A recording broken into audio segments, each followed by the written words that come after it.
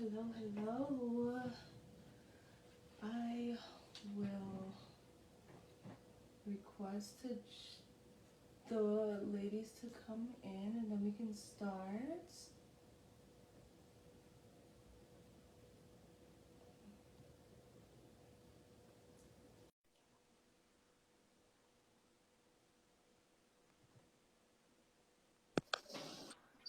Hello. Hey, lady. I'm like, how you switch it? There we go. There we go. Let me just do this one more and then we can start. There we go. There we go. Hi. Hey. Hey, Good. hey. Hello.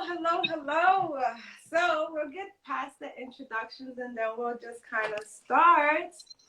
So, hello, good people. Welcome to In Session, in being an acronym for intentional. So, intentional sessions where we use this platform to discuss different things such as culture, mental health, relationships, and how they all intertwine.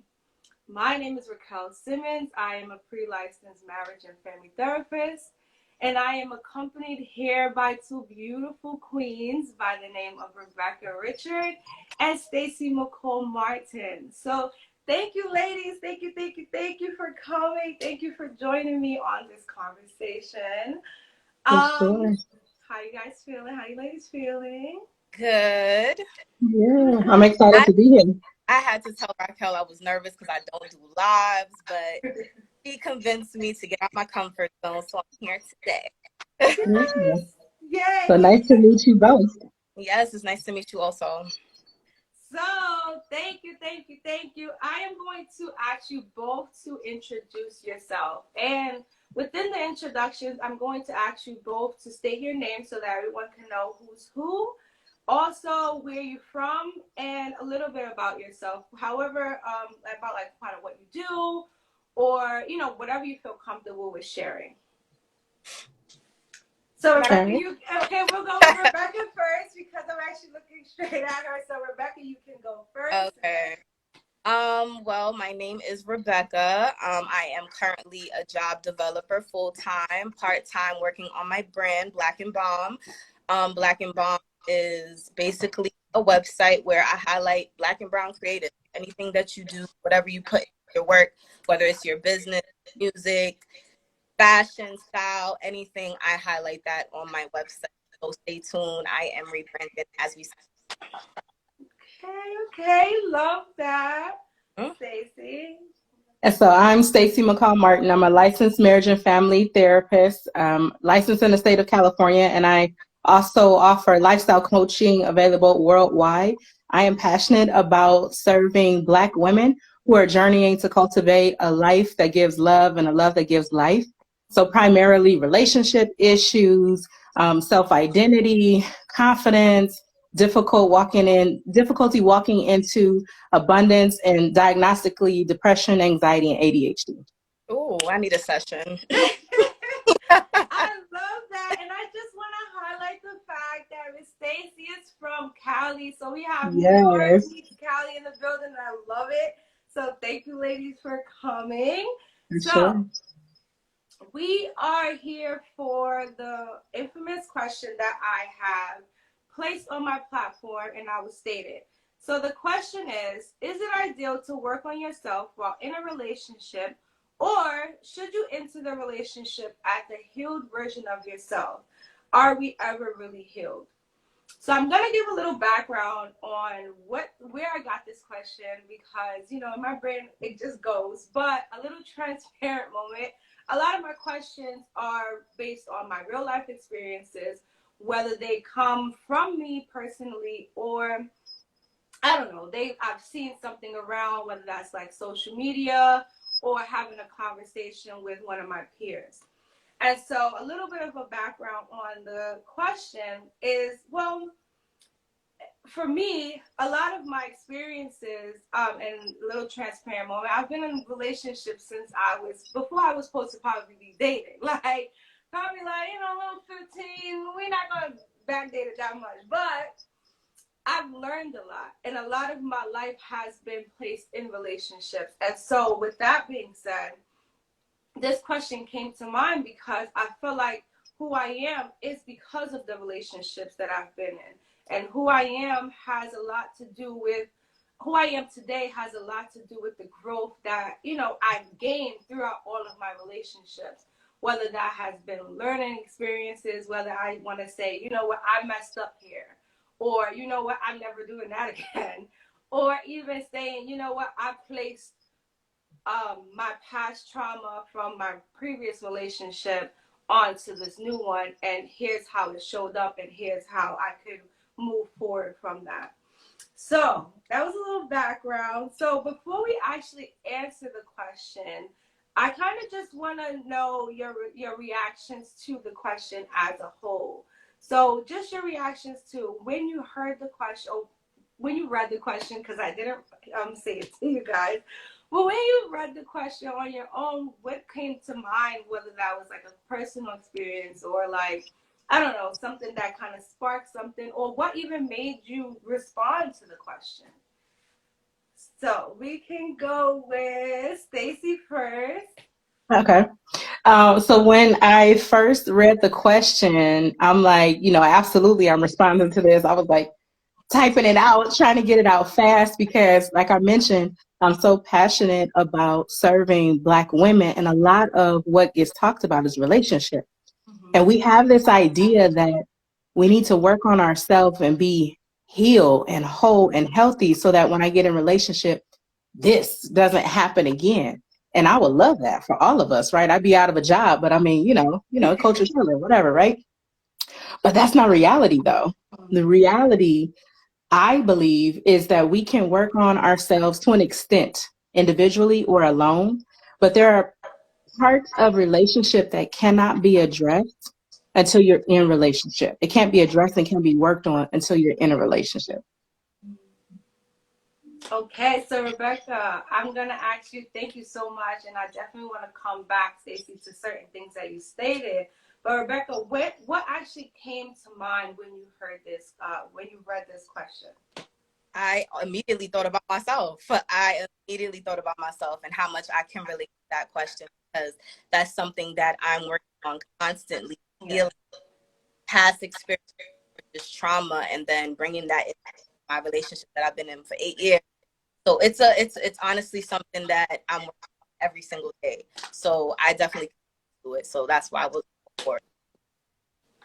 Thank you. So I'm actually going to ask you both, because I do want to tie it all back. It's all going to make sense after this. But I do want to ask you both to now answer the question. And so what I'm going to do is restate the question for those who are just joining. And then I'm going to ask you to answer the question. And so the question is it ideal to work on yourself while in a relationship, or should you enter a relationship at your healed version of yourself? Are we ever really healed? And so we'll go back into the order. So Stacy, if you please could do us the honors of answering the question. I think when we are working on readjusting our understanding of worth, if we begin to believe that we are worthy of love right where we are and who we are, it will give us permission to take even our brokenness into a relationship. Now, if you know you're full on damaged and you're going to cause wreckage, whoever you end up with, caution, let's practice caution and do the work, whether that be with a coach or whether that be in therapy or a group therapy.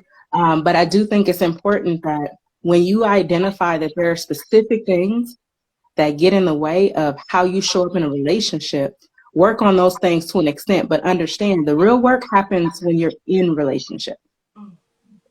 Yeah. So thank you. That was great. I actually want to point out two things and actually get some kind of clarity on two things that you said. So one of the things that I love that you said is readjusting your words. And I just kind of want you to just explain that portion and if I told you right now, I came to you and said, you know what, I want to readjust my words. What does that even mean? Or how do I even identify that I need to do that? So what I have come to understand about Black women specifically, being Black and a woman myself, is that our worth has been attached to the relationships that we had before this moment. So whether that's with our parents, whether that was with friends, past partners, work environments, teachers, anyone who had an impact or influence in us, the things that they have told us, the things that have stuck with us have helped to determine our worth up here. When we walk out into the world and we doubt our authority and we doubt our power, that shows up in interaction with people. So when we work on understanding that I am worthy of love, I am worthy to give love, I was created in love, I should not be denying myself a chance to be in a relationship because I'm not perfect. So working on your worth means that you have to get reacquainted with your identity. Who are you? You know, so if you're a boss, if you're a queen, if you're all of these things, act like it. Okay. All right, this session might be cool. You know what? Act like Yeah, it. Love Love that. The second thing that I wanted to point out that you had stated was to be basically being able to identify when you're damaged. So what are some of the things that you would say like are like personal red flags? Because we're always trained to say, oh my God, this is a relationship red flag. I don't need it. I can't do this. These look like these, I don't know, remind me of an ex-partner. I don't need to do that. But what are some personal red flags that we need to start to actually bring to the forefront to say, wait a minute, I actually need help. I need to fix this. I need to not be this way because I am the problem. That's a good question. So immediately what came to mind was if you can accept feedback, like you reject it even from people that you know who love you, at least like you a little bit, and you can't take that feedback, what is going on that internally you reject a truth that someone is trying to give you? Because they're not trying to harm you. Hopefully they're not trying to harm you. So that could be a personal red flag. And also if you have difficulty being your authentic self, in a variety of different spaces, that may be an indication that you need support in further identifying your worth and walking in your authenticity. Now, for us being Black, we've learned to code switch. You know, we can walk in a room and sometimes we've learned to leave, you know, our past experiences growing up in the head, we'll leave that at the door. Yeah. And so, you know, we try to abandon all of that to fit in. I can understand that, but we need to know when it's okay and when it's not okay. When we start a relationship, a friendship, and we don't feel like we can be ourselves and we start laughing, like that is not your laughter. When you start making jokes, when you start walking differently, all of these different things, you're telling yourself, I don't accept you. So if you yourself are telling yourself, I don't accept you, how are you going to expect anybody else to accept you? The real you. Because they don't know that person. Yeah. Ooh. Yes. I'm like all in it. I'm like, absolutely. It's like when you're like walking around and you're like with a group of friends and you see one of your friends acting a completely different way than they are with, you know, behind closed doors. And it's like, who the heck are you? Like, who is this person and what did you do with my friend? So they definitely being able to look at that portion within yourself. Right. So, Rebecca, I am going to ask you just, well, for starters, do you have any thoughts, comments, questions surrounding what Stacey has said? No, I totally agree with you. Definitely. Okay, so I'm going to switch it over and ask you the same question. I'm going to ask you to answer it. So I'm going to repeat the question. So the question is it ideal to work on yourself while in a relationship, or should we enter the relationship as the healed version of yourself? Are we ever really healed? Well, for one, I don't really, okay, me personally, I have my own experiences. I didn't get to know certain things about myself until I got into a relationship. So it would take certain triggers. Well, damn, I didn't think that was something. Sorry, I don't know if No, got it. So there were certain times I'll just be like, wow, I didn't know that that's how I'd react, or it maybe brought back a memory that I didn't think I would react to when it comes to certain conversations that I have in my relationship. So are we ever fully healed? I have to speak for myself on this one again. No. I feel like I'm still healing from a lot of things that I've been through, and that's an ongoing thing. So it's just how you target it, how you handle it when it comes to certain relationships that you have. Okay, so I do have, thank you so much, first off, for responding. One of the things that you said was, well, as time goes on, you identify your triggers.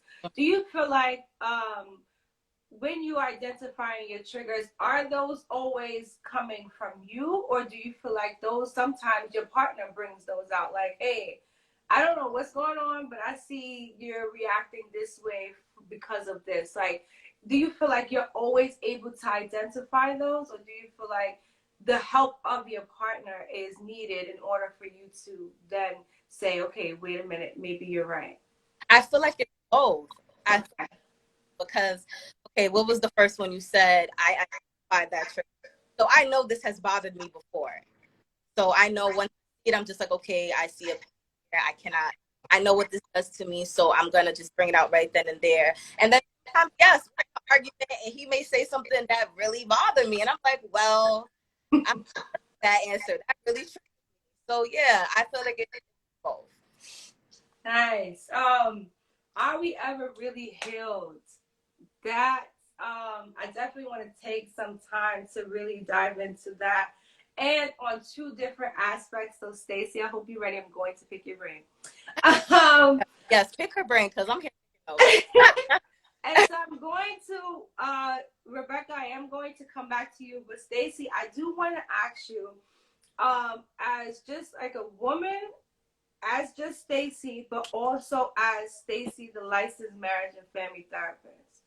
As a marriage and family therapist, one of the things that I've continued to toy back and forth with is the idea of healing and what that actually looks like, because this is our job. Our job is to support our clients with the aspect of healing. And so what I wanted to just ask is, well, if we're not ever really healed, are we as clinicians doing our job? Okay, coming for edges. So I kind of want to go back though, because I found it was a good point that was made as far as being ever really healed. And I realized from when you asked me the first time, I didn't answer that part. Now, I'm a believer. So anybody who follows me knows that I'm a believer. I'm a Christ follower. And as the question was being answered, I'm like, you know what? I think there are versions of us, parts of us that can be healed. But just like with any wound, it doesn't mean it's still not going to be sensitive and it's not going to hurt. If you have a significant scar on your body, it may not itch anymore. It may not be discolored. It may not be as smooth as the rest of your skin. You can touch it and the texture is different, but is it still a wound? It's still a wound, but it is healed. So I do believe that, and I was reading in the comments, there could definitely be an action of a new partner that can trigger some relationship PTSD. Yeah, because the wound is still there and the wound is healed, but it's not like it was never there in the first place. Mm-hmm. So with the question that you're asking, as far as are we doing our job as clinicians? Yes. Now, I'm very careful not to promise guarantees. What I promise is that I will journey with you toward healing. But because healing is a very subjective experience, you have to determine what that looks like for you. I had the conversation last week. Was it last week? Something happened between me and my husband, and he was like, oh, maybe you should talk to your therapist about that if you're still feeling triggered. And I was like, how long we been married? So I had to educate a little bit and get him to understand that being aware of a trigger is growth and progress. How you respond to that trigger is the unhealed version of you or the healed version of you. A trigger is information. You have to decide what you're going to do with it. Mm-hmm. I totally agree. Thank you so much for responding. And I thought I was gonna like trick you up with that one, but that that was really good because I agree. I feel like my job as a clinician is to support my clients with how they respond. Because no, I can't teach you, or I have no idea how the world is going to respond to you. Only how you can respond to the world. And so that's basically where I mean where I would have taken that response, because no, I actually, and I want to just kind of say a part of your response was you think, well, was that you think that a part of us can be healed. But I honestly think like because we're always working on ourselves, and someone actually said this, that we're always a project. We are always revolving. We are always evolving into a new version of ourselves. And so that person that we thought was healed years ago, we may not have been exposed to that same level of trauma again until maybe we get into a different relationship that sparks those things up. And so, thank you so much for answering that question. I do want to take this time to first just kind of go through different responses that I've gotten and ask you guys, like, kind of what do you feel or how do you feel about those responses to this same exact question. So I'm going to restate the question for those who are new. So, is it ideal to work on yourself while in a relationship, or should you enter a relationship at your healed version of yourself? Are we ever really healed? And so someone said sometimes a person sometimes the person that we are with is exactly who is needed to be in our lives to identify that we are working on ourselves. And so my question is, well, how do you feel about that question? Do you agree, disagree, and why? I agree. Oh, I'm sorry. Anyone can answer. I don't know, Rebecca. I definitely agree, because, you know, it takes you being with a certain person that brings out, like I said, those triggers or the good times, the bad times that you know, that I don't know how to explain that. It takes that right person to bring out certain parts of you that you didn't know existed. So yes, I agree with that. Okay. Stacey? Yep, I agree as well. I do believe people are seasonal, and sometimes a season lasts a lifetime, and sometimes a season is 6 months, you know, during a transition between college and grad school. I don't know. But I do believe that we're supposed to get something from each and every person that we share our space with, that we share our soul with. And so if that person either reopened a wound or created a new wound, on the other side of it, it's like, thank you, because now I have work to do that's going to make me who I need to be. And on the other side of it, it's like, now you can leave. You know, you've caused the harm that you were meant to cause, and now we can, you know, separate, go our different ways. Because my eye is kind of going towards the comments instead of the list of questions that I have. Well, I do want to say this comment is basically, well, someone said you should heal first, and now they're kind of like changing their mind. And so why do you think someone would say we need to heal first rather than place ourselves in the position in which we can learn instead? Well, I know if you're fully healed and you get into a relationship, you're going to know how to handle that. Like, once you feel like, okay, I've been here before, know how I reacted, and this will just change your behavior moving forward. So that would be a good reason. Okay. Stacey, how do you feel? Do you feel like, well, why would you think that someone would say automatically, oh no, we should heal first? I think someone who would say that has probably lived through a lot of experiences, that they are aware that work needs to be done, but it seems so overwhelming that it's like, I don't want to go into a relationship and risk being harmed again or cause harm myself. So I'm just going to work on me. I'm going to question that. And so how do you know when you're ready to then enter a new relationship? I will say, Stacey, the woman, is probably not the best at answering that. Honestly, I married my rebound guy. I married my rebound guy. I went straight from a dog situation to dating my husband almost immediately, and we've been married 10 years.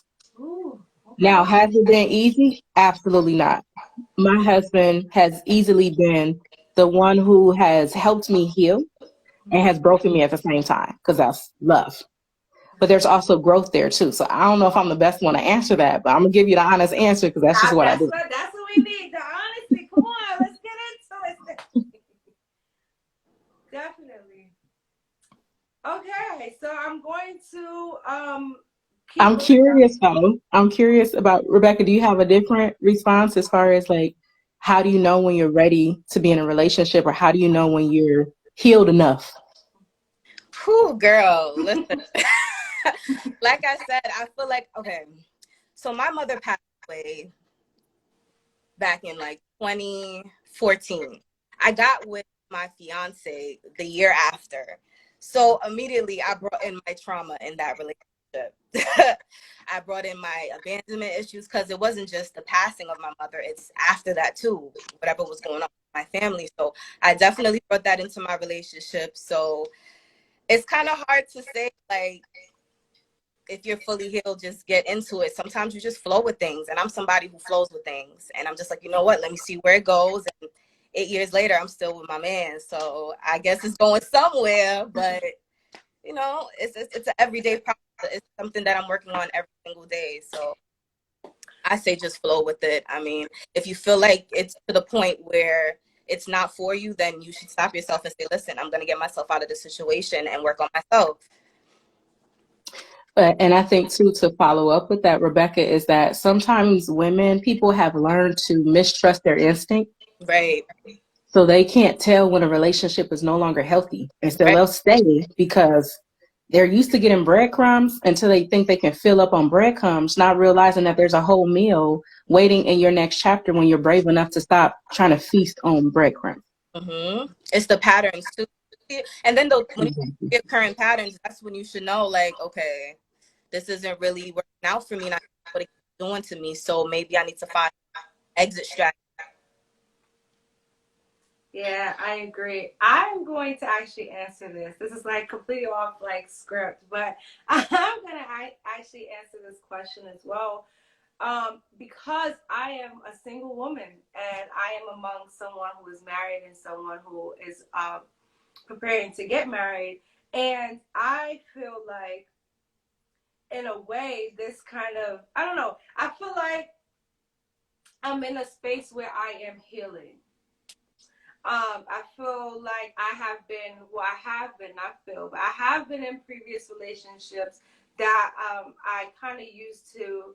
Now I am aware that it was to fill a void of something that I wasn't healed from, but I wasn't healed from it because I wasn't dealing with it.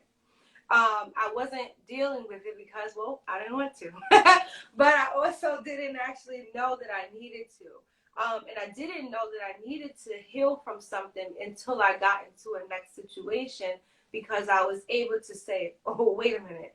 I'm not even ready for all of this. Like, I'm not even ready for all that you have. And not only that, now my ideas of what a relationship is tainted. And so now my next relationship, and when I got into that relationship, it wasn't pure. I was going based off of, okay, don't do this, so when I get into a next relationship, I won't do this. And that's what I did. And what I did was condition myself to be the best person I could have been to my previous partner, that I didn't even pay attention to the fact that this is not the same person. And so what just now I had to wait. I had to step back and say, wait, hold on. What do you mean this? What do you mean you don't like this? And I'm giving you this. What do you mean? And I ended up becoming someone that I wasn't, and acting a specific way that I wasn't familiar with. And so this plays on to the idea of Stacy of, I was damaged. I was not able to look at myself in the mirror and actually see who I was. And so as a result, I had to leave that relationship because, well, I couldn't even, I wasn't able to see that I was still the same Raquel. And as a fact, I didn't know who I was, and I didn't spend too much time sitting in who that person actually was or is. And so after actually leaving that relationship, I have been actually single for over a year now. And I don't know when the right time necessarily. And it's like so ironic because I'm a couples therapist who tells couples to, like, you know, stay together, and well, not necessarily stay together, but like kind of guide them in working through what works and what doesn't.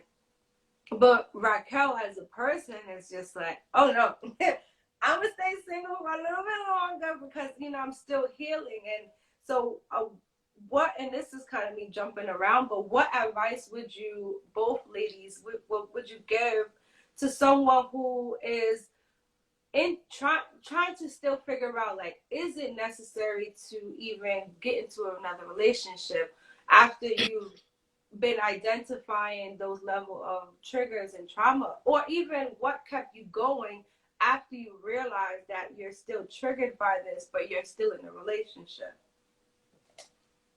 So that was pretty loaded, so I like, yeah, what was I know that was pretty a lot, so I'll break it up into, like, what advice would you give to someone if they felt like, I don't know, they're still on their healing journey, but they're not sure if it's necessary to let someone in because we're not really able to identify, like, okay, it's okay to come out of, like, hiding and actually, you know, try something different.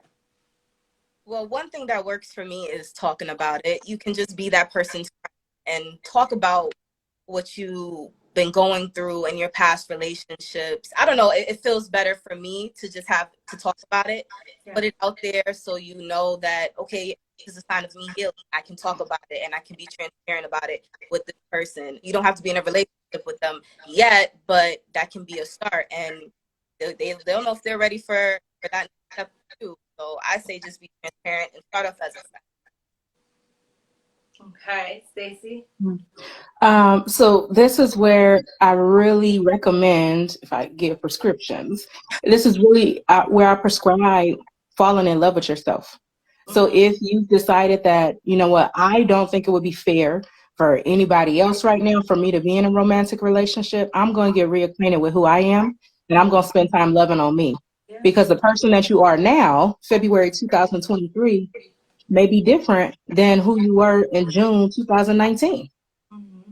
So you have to find out what you like, what you love, what things make you feel restored, what things make you feel relaxed, what things make you to feel whole. And when you have an understanding of that and you have confidence in who you are, then you can show up unapologetically for someone who may have an interest in you, and you can make that decision with a clearer mind and a more healed heart than you did before you did the work. Yes, definitely love that word confidence as well. Thank you so much. I want to shift a little bit of questions because I don't want to not see them and then we end. So one of the things that I've seen was, do you feel like because relationships in general are like a trial and error period, do you feel like it is fair do you feel like it's fair then to get into a relationship if you're not at your healed self? Like, do you think it's fair to the next person? Is it kind of like you're using them to work out some different things, or like, how do you feel about that situation? Rebecca.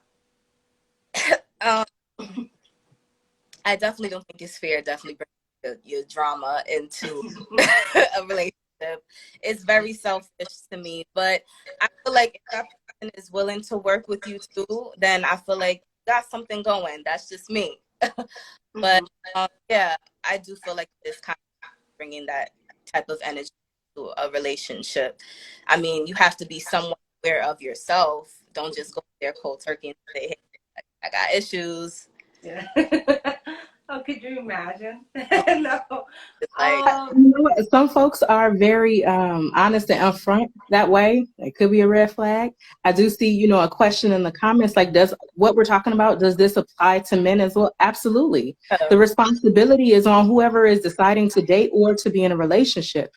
depending on what your role is, it's going to look different. You have to decide if, okay, I have an interest in this person, but I'm kind of feeling this person over here. I'm going to date them both. Technically, there's nothing wrong with that if there isn't an understanding or a belief that we're in a monogamous relationship. If you're casually dating, casually date. Now, the therapist in me is like, but be honest about that. Don't lie. You don't want to build anything significant on the foundation of something that's an untruth.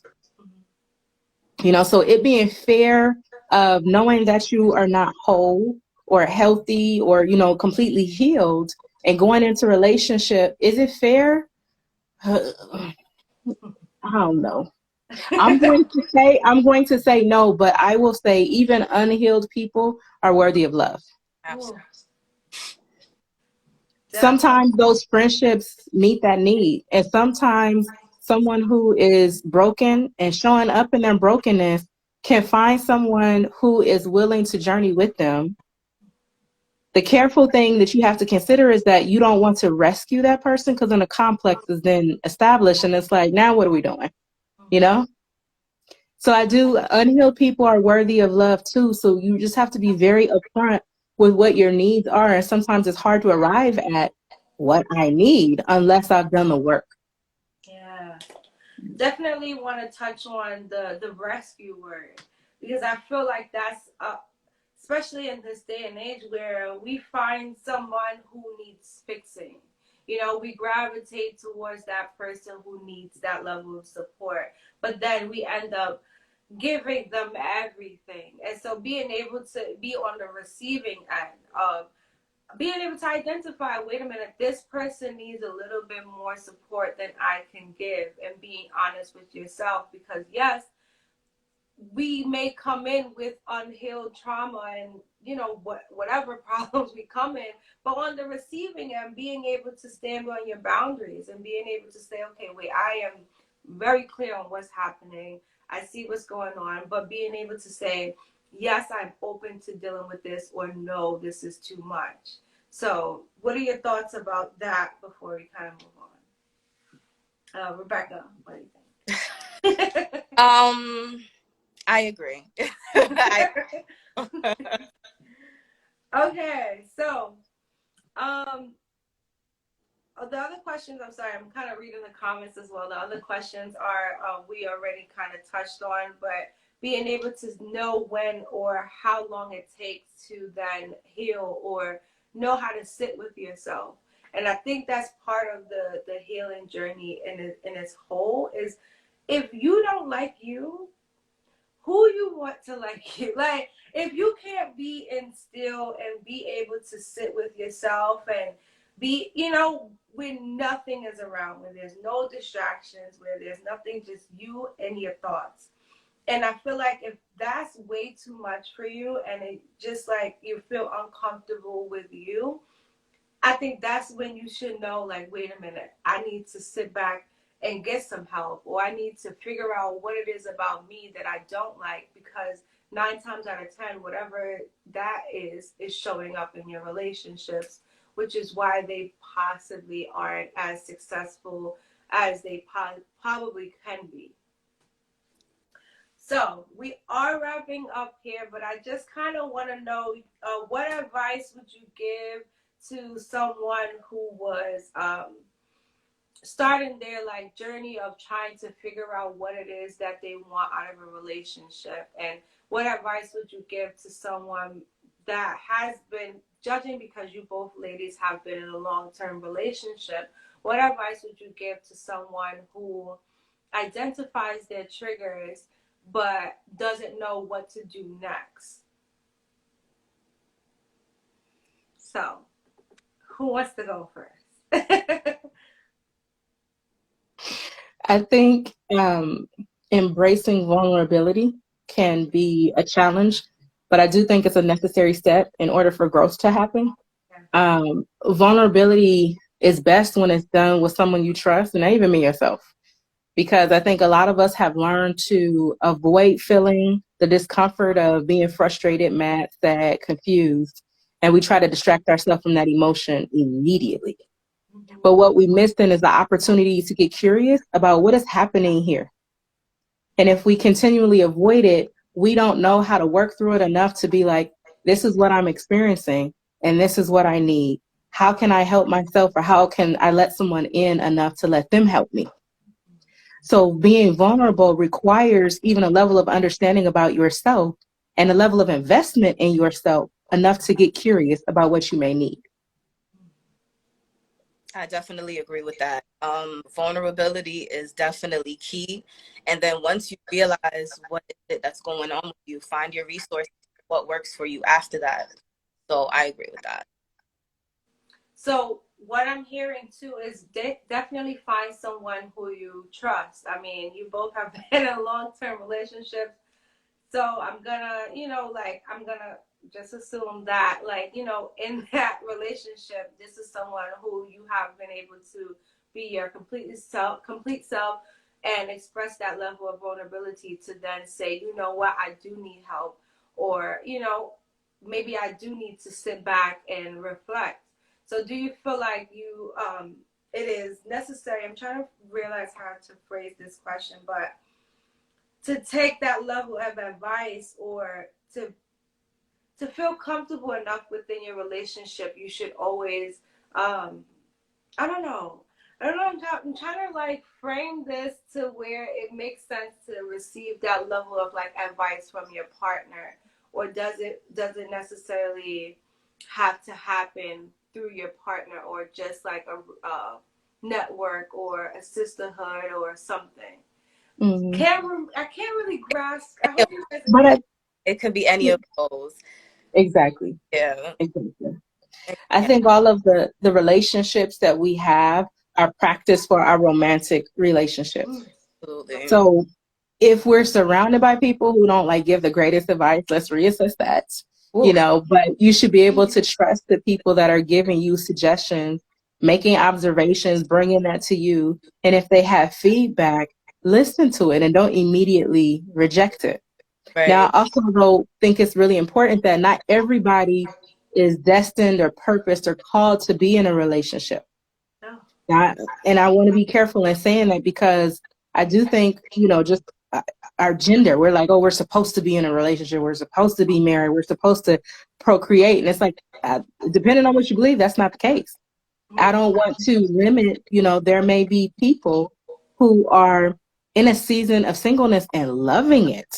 They don't desire to be in a romantic relationship. Romantic relationships are work. I love my husband, but I'm exhausted. Listen. I am exhausted. So for people who are living fabulous lives and have no interest in dating, do you? Definitely love that, and I think that definitely plays on the whole. This is a whole other conversation on societal norms of oh my God, we're all women, our clock is ticking, and what that actually means for us. And wait, we have to find a partner, we have to be in a relationship, and we have to get married at a certain age.